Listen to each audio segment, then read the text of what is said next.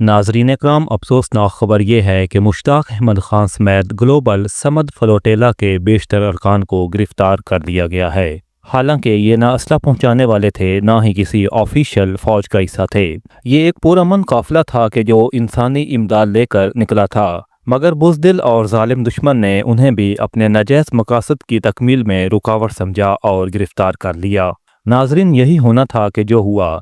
Senator Mushtaq और 500 से ज़ायद flotilla बरदार गिरफ्तार कर लिए गए हैं। अगर सांप की फितरत डसना है और बिच्छू की फितरत जहर उगलना है, तो इसराइल अपनी फितरत जबरदस्ती से कैसे बाज आ सकता था।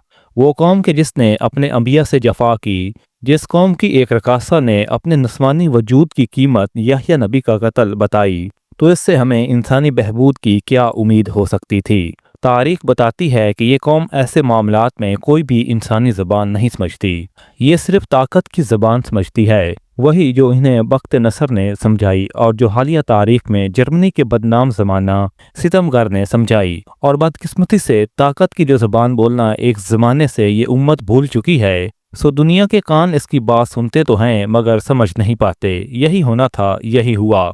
लेकिन सेनेटर मुश्ताक ने साबित कर दिया कि इस्लामाबाद में उसके कैंप उखाड़ने और उसे गजा जाने का मशवरा देने वाला एहलकार गलत था और ढलती उम्र का ये जवान दुरुस्त था। इसने साबित किया है कि वो ऐसा फराग हौसला शख्स ज़रूर है कि जो अपनों के लिए एक रैगा सफ़र में इतनी जान मार सके।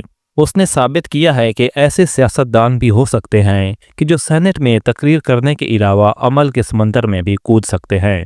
उसने गजा के मासूर इंसानों और दीनी रिश्ते में जुड़े मुसलमानों को बताया कि कोई दीवाना उनके पिंजरे से सर टकराने भी आ सकता है। उसने साबित किया कि हुक्मरानों की मजबूरियां और मुसलतें हो सकती हैं, लेकिन इस उम्मत में अब भी इतना दम है कि वो तारिक बिन ज़ियाद की तरह समंदरों में कश्तियां डाल के अपने अज़म को बादबा और अपनी हिम्मत को चबू बना सके।